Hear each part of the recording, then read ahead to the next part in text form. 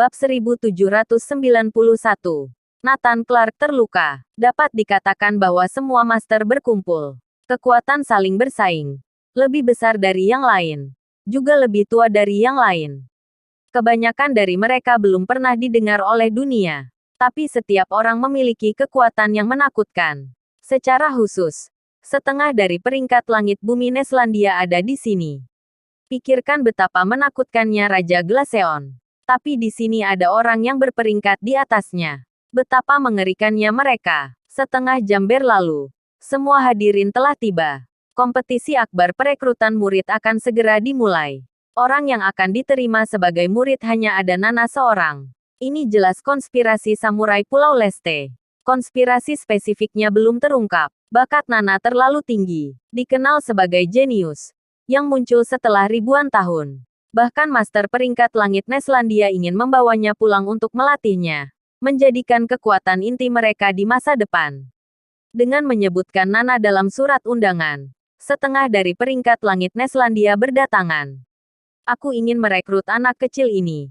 Apa syarat dari kalian? Raja Lotaimu. Pemimpin klan Lotaimu. Berkata dengan dingin. Suara ini keluar seperti gemuruh guntur. Membuat telinga semua orang berdengung. Raja Lotaimu yang terhormat. Syarat untuk mengambil anak ini sederhana. Tergantung dengan apa yang mampu Anda tukarkan.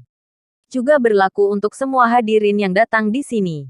Siapapun yang menawarkan nilai paling tinggi, anak itu akan menjadi miliknya.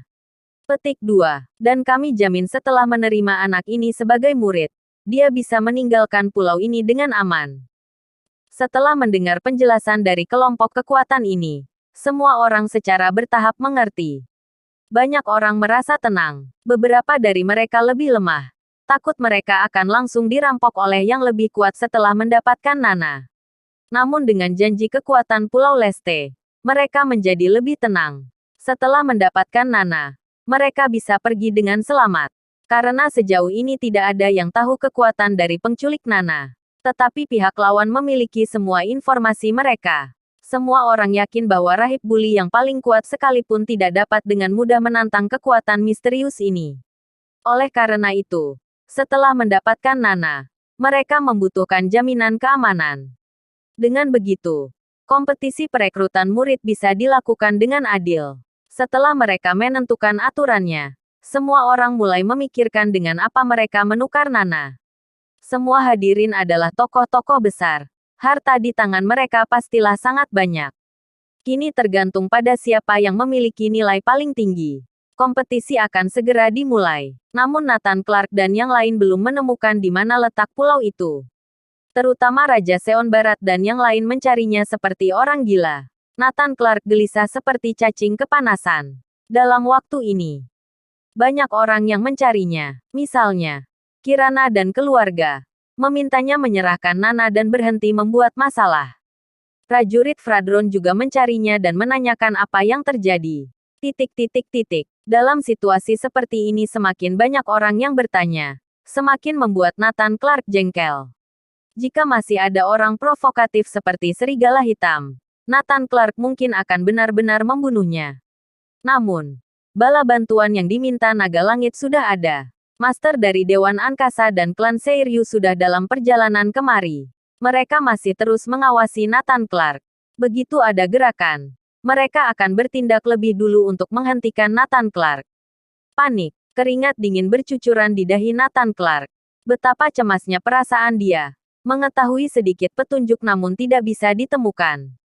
Pada saat yang sama, dia sangat menyalahkan dirinya sendiri. Dari awal seharusnya dia tidak melembutkan hatinya. Seharusnya tidak membiarkan Nana pergi ke Dewan Angkasa. Jika tidak, hal seperti ini tidak akan pernah terjadi. Masalah ini juga disebabkan oleh orang-orang Dewan Angkasa. Nathan Clark meraung dengan marah. Jika sesuatu terjadi pada Nana, seumur hidup dia tidak akan pernah memaafkan dirinya. Nana jelas menghilang. Namun masih banyak orang memfitnahnya. Tapi saat ini, Nathan Clark tidak peduli dengan semua ini. VTTT. Perasaan cemas yang menusuk hati. Nathan Clark tidak bisa menahan diri dan menyemburkan darah segar dari mulutnya. Sudah kutemukan. Paduka. Akhirnya aku menemukan pulau kecil itu. Di saat putus asa, berita dari Raja Seon Barat datang. Bab 1792. Senjata magis Gunung Agitan. Lokasinya ada di sebuah pulau laut Daskuteon. Spesifiknya ada di dalam. Raja Seon Barat menandai lokasinya. Berangkat. Segera atur transportasi tercepat untukku.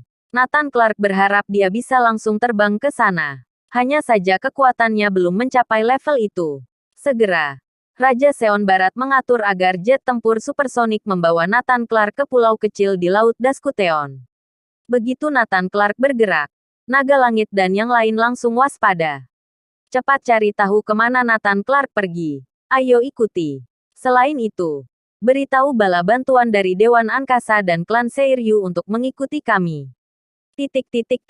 Dewan Angkasa juga langsung mengejarnya. Lagi pula, keberadaan Nathan Clark bukanlah rahasia. Jika mereka secara paksa menggunakan perintah atau trik, mudah mengetahui semuanya.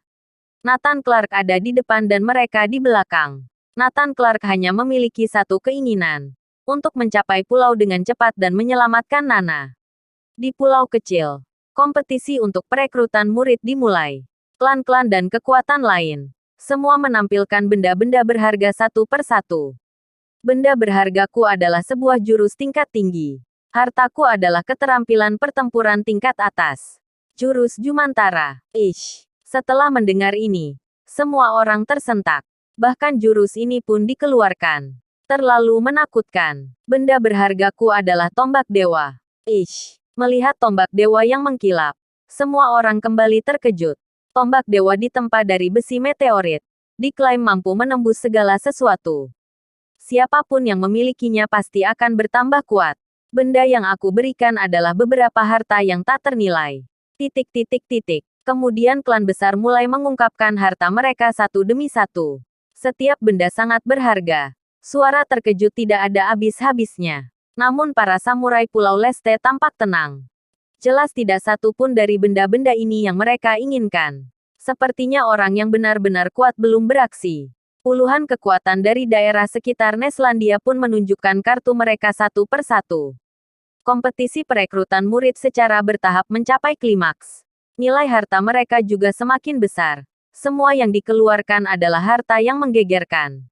Namun, para pemimpin samurai Pulau Leste masih menggelengkan kepala. Bagaimanapun, hal-hal ini masih belum memenuhi harapan mereka. Aku akan maju. Pada saat ini, Raja Tupanu, pemimpin klan Tupanu, berdiri. Benda berhargaku adalah pedang embun beku langit. Terbuat dari campuran es beku ribuan tahun. Sebanding dengan pedang angin petirku. Raja Pedang Tupanu mengeluarkan senjata pedangnya. Tiba-tiba, suhu di seluruh area turun. Semua orang merasakan hawa dingin yang menusuk tulang. Melihat pedang ini dikeluarkan, mata para samurai Pulau Leste perlahan menyala. Itulah benda yang mereka minati. Hartaku adalah sekeping obat ajaib. Ini bisa mengubah orang biasa menjadi Master Jagat 7. Setelah Dewa Pedang Prakatana maju, semua orang hampir tidak bernafas. Bukankah obat ajaib ini terlalu menakutkan? Mata para samurai Pulau Leste kembali menyala. Mereka lebih tertarik dengan ini. Obat ajaib ini manfaatnya sangat besar. Efek obatnya bisa dikatakan luar biasa. Tapi kemudian, semua orang mengalihkan perhatian mereka ke satu orang lainnya. Peringkat langit ke-11. Rahib Bully. Dia berbeda dari Master Bela Diri. Dia berlatih teknik Tao. Dia sangat kuat hingga hampir seluruh Master Bela Diri harus menundukkan kepala. Jika tidak seperti itu, dia tidak mungkin bisa mencapai peringkat ke-11. Sekarang dia adalah satu-satunya yang tersisa di arena yang belum mengeluarkan harta berharganya. Rahib Bully memiliki ekspresi dingin di wajahnya. Dengan satu tatapan, murid di sebelahnya segera mengeluarkan kotak kayu. Harta berharga guruku adalah salah satu senjata magis Gunung Agitan, stempel Dewa Petir. Kata murid itu, senjata magis Tao semacam ini sama dengan senjata Master Bela Diri, meningkatkan kekuatan tempur. Sebenarnya senjata magis ini mudah dipahami.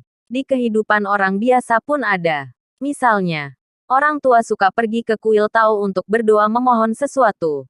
Keberuntungan, kekayaan dan sebagainya. Ini sebenarnya sama dengan senjata magis. Hanya saja stempel Dewa Petir Rahib Buli ini digunakan untuk membunuh orang. Bersambung.